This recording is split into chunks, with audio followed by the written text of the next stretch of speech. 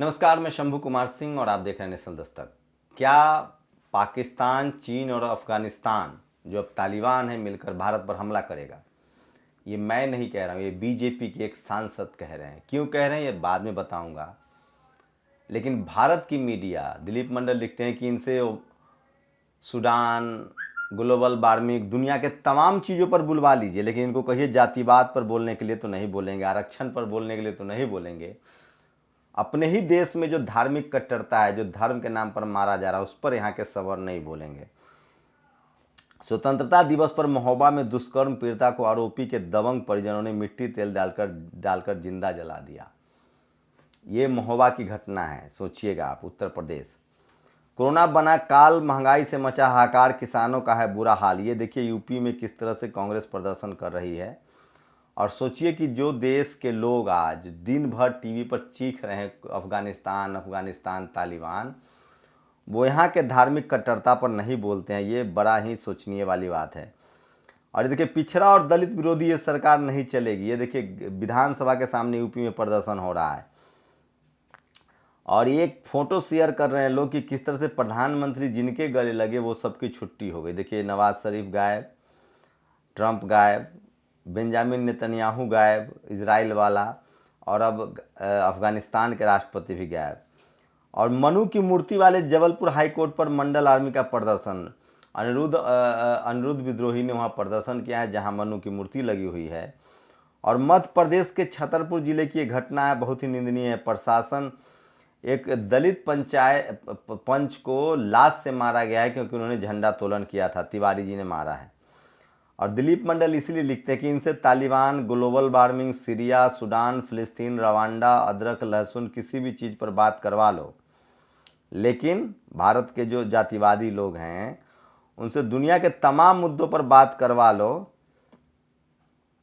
लेकिन ये किसी भी कीमत पर बाकी जगहों पर नहीं बोलते हैं। तो सोचिए कि किस तरह के हालात हैं कि ये सब कुछ पर बोलेंगे लेकिन बाकी चीज़ों पर नहीं बोलेंगे। तो ये सबसे बड़ी विडंबना है।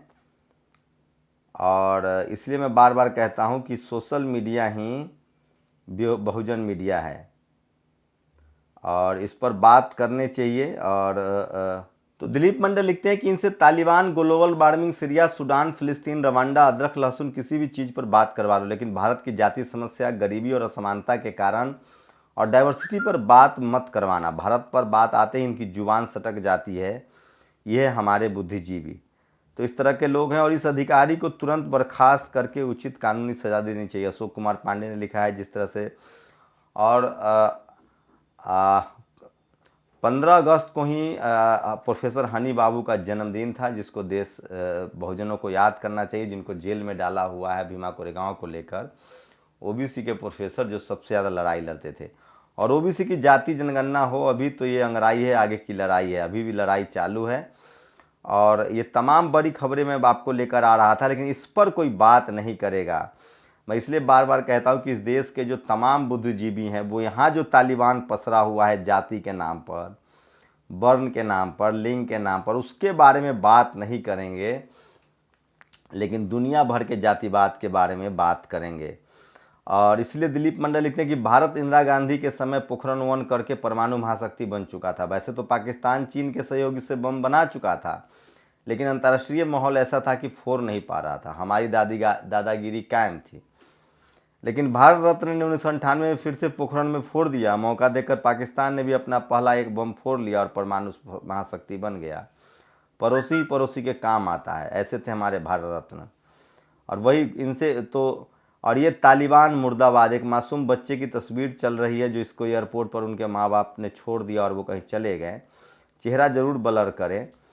और ये देखिए किस तरह से 15 अगस्त के दिन तिरंगा फहराने को लेकर दिल्ली में के तुगलकाबाद में शेड्यूल कास्ट के लोगों से मारपीट की गई। ये खबर आपको नहीं दिखेगी। ये है भारत का तालिबान।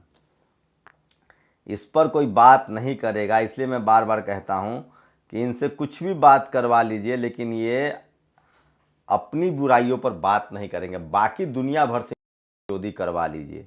तो ये जो टेलीविज़न अखबार वाले जितने जो तालिबान तालिबान चिल्ला रहे हैं, वो भारत के तालिबानी जो है, जो जाति व्यवस्था है, जो धार्मिक कर्मकांड है, जो धार्मिक कट्टरता है, जो एक दूसरे को कॉलर पकड़ के मारते हैं, बुलवाते हैं, उस पर बात नहीं करेंगे। तो ये समझिए। और